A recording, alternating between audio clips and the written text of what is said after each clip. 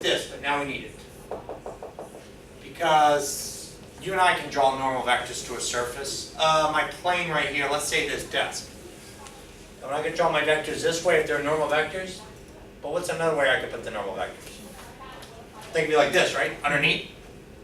So they got to tell us which way it's going to be oriented when we do this. So when we do this normal vector here, that's the normal vector. That right there is a normal vector. We got to determine if we're going to point it upward or downward. We didn't need that before though. We need it now when it comes to writing this because we're not getting a magnitude. Okay? But they gave it to us. They have to give you which way it's oriented. Any other information? Yeah, what's the surface? What's the vector field? So you get the vector field, nothing crazy. This is the vector field F. Vector field F of x, y, and z equals z, y, x. Cool. If you're worried about, ooh, does this have to be a conservative vector field or not? Does that make the problem easier? That was line integrals. That was line integrals. So now we're doing a surface integral. So we're not even worried about the word conservative vector field now. We'll just deal with that vector field as is. What they gave us, we're good. The surface, they said S is the portion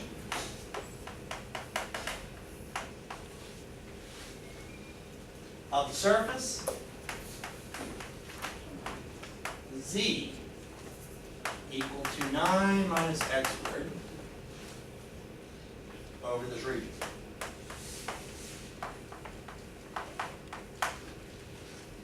That's why I wanted to give you these handouts. So if you didn't want to write all this stuff down, you can just write on your sheet. But feel free to write all this down. So it's got to be over that region. 0 to 2, 0 to 3 for y. Ooh, a rectangle. Check. Makes it easier. So over that rectangle. Sometimes it helps to really see this. What's the paraboloid look like? Z, actually, this isn't a paraboloid. There's a variable missing. What variable's missing? There's only 2 letters in this. So do you recall what this is? I'm going back to section 12.6. If it only has 2 variables, it's a cylinder. And which letter's missing? Y. So this is a parabolic cylinder. The Y's missing. If you're wondering what this looks like, there's the Z-axis. I can think of this as what? Something that shifted up 9 notches. 2, 3, 4, 5, 6, 7, 8, 9. And it's a parabola that went like this onto that x-axis. Let me extend that x-axis further. And hit over here somewhere.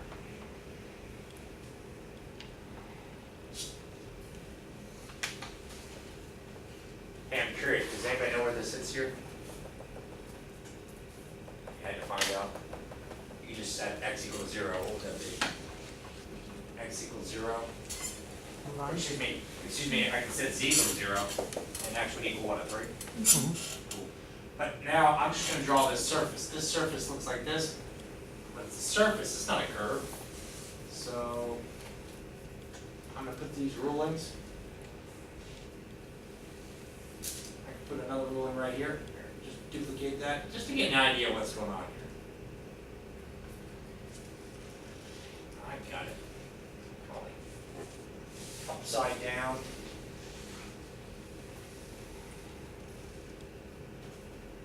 But the good news, are we getting a flux off this entire surface? I'm talking about that surface right there. That roof. Like that rooftop. And it's oriented what? Upward? So all the normal vectors are going to be oriented upward off here. Well, that normal vector goes like, but when this surface starts curving like this, so the normal vectors are going to be perpendicular, like at a plane that's tangent to the surface. So some of these might point outward like this. I didn't want you to think they're all up like that because you see the surface going like this. So I get it. That's what we're doing. But we're only going to get this over what region? Not all of this, just from 0 to 2, 0 to 3. So it's not much of this, is it? And that's why I wanted to let you see this with the software, I made the graph, as you can see. You can look at your sheet if you got it there. But if you don't, I'll power this up so you can look at it. I just want you to see it. Sometimes it's nice to see. What is this thing? It's the surface. It's not all of it. We're just going to get the flux across this portion. This portion of the surface.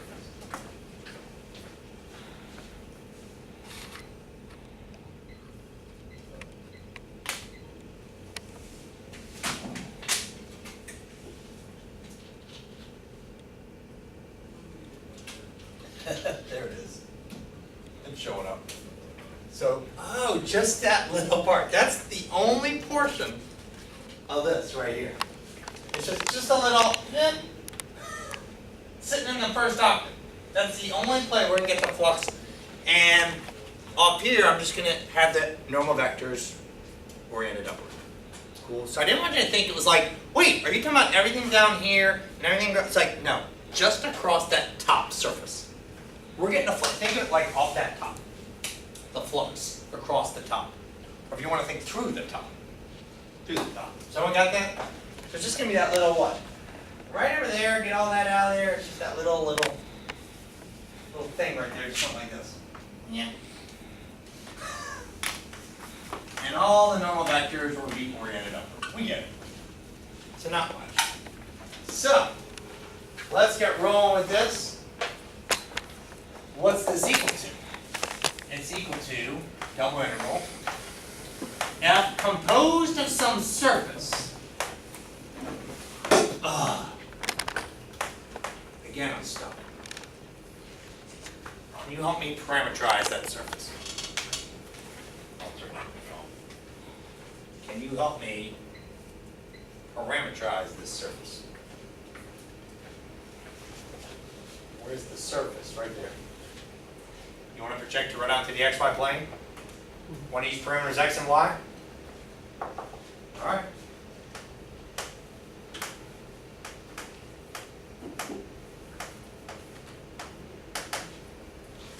Z equals 9 minus x squared. X equals x. What's y going to be? Didn't have a y, but I can still put it, right? That can throw someone off. You're like, what are you doing? It didn't have a y. I'm going to use x and y because I just want to project this thing onto the xy plane. Look what they gave me. 0 to 2 for x, 0 to y for 8. What goes here, though? 9 minus x squared. You got it. You are really good at parameterizing surfaces. Very good. Curves, use R of t. All right. Finish this up. Now we got it. Close that up. And now you're doing a dot product. Everyone, that's a dot product with the normal vector. U comma v. Now that was the template. We're going to do Rx cross Ry. And I'm not sure, everyone. I'm going to put a big or here.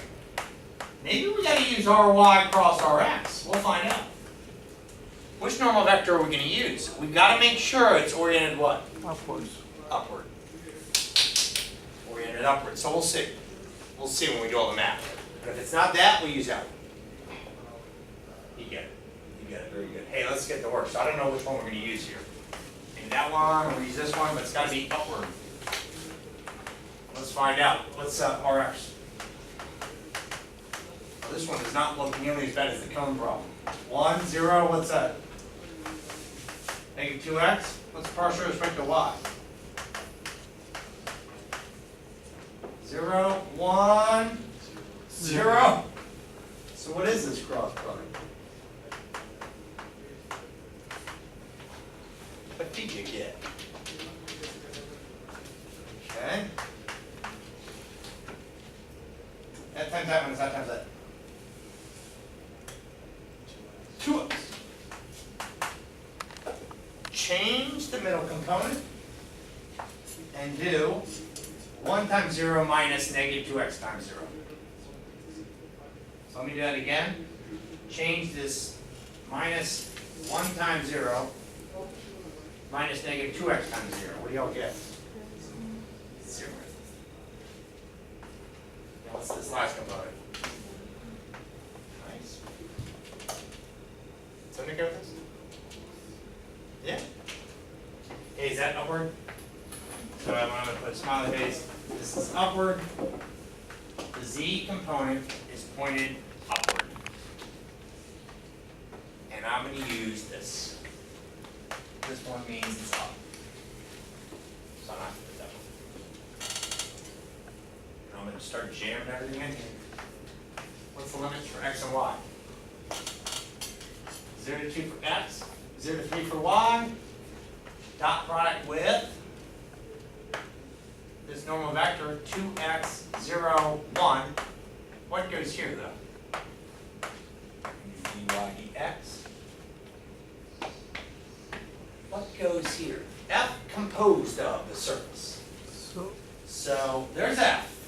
What y substitute for that? See, it says F composed of the surface. I'm thinking like, oh, z, y, x. Yeah, but what do you got to substitute right here? It's funny, when you substitute a y, it's just going to become a y, the parameter. You substitute the x, you're just going to get x, but what gets replaced there? 9 minus x squared. Does that make sense? That's what they mean by this. 9 minus x squared. You can do it, you can write it like that in your notes. That gets put right there, so let me write that again.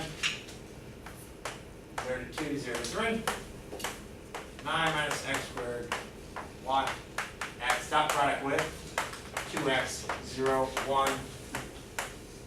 What is that dot product? You get 9 minus 2x, 9 minus x squared times 2x plus y times 0 plus x times 1 is. Is that okay with that dot product? Maybe I should write this as 0 times y plus x times 1.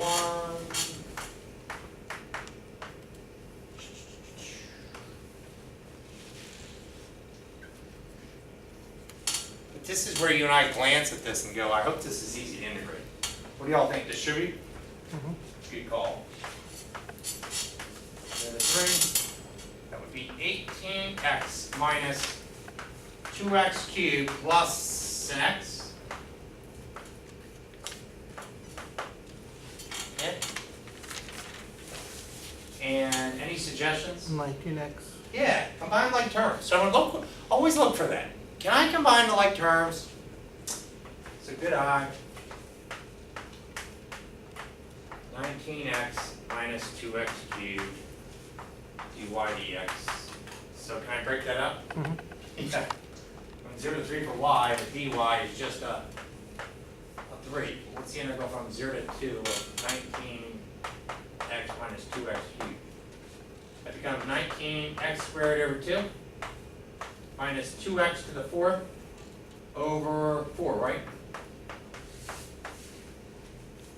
Or x to the 4th over 2. And you're going to plug in a 0 and a 2. And then we'll multiply that 3. So what's 19 times 4 over 2? I get 3 times 38 minus 8. So what's 3 times 30? Is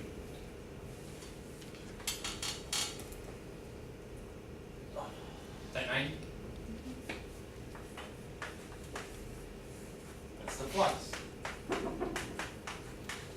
vector field F across surface S. Good job.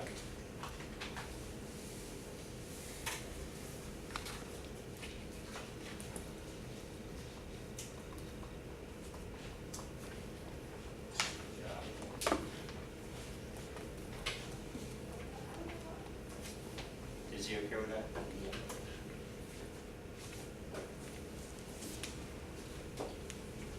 job, everyone.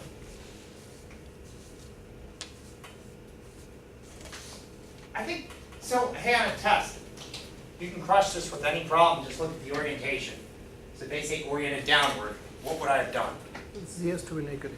I would have gone here and wrote negative, negative, negative. That's simply what I would have done, which really means what would happen? Same thing, but out here I could just put a what? Does that make sense? So for this oriented downward here, I would have just, I have to make sure that's a -1. So to do that, you just got to change all these signs. That means you get the opposite vector. Well, once you do that, you could think, well, then that would be negative, negative, negative. Almost like you could factor out the -1 here and just put it here. And keep what you have. So if that helps too. Find that just as easy. So I guess in the end, it would just be -90. So does that make sense? If this problem said oriented downward, -90. Oh, so a flux can be negative. Absolutely. Absolutely. Everyone okay with all this? Okay, great job. I think then the only concern is these partial derivatives. And super job of that. I just want to give you a couple examples of weird things I noticed that come up in practice problems and the homework. What if you had a surface like this? I just want to give you a couple examples.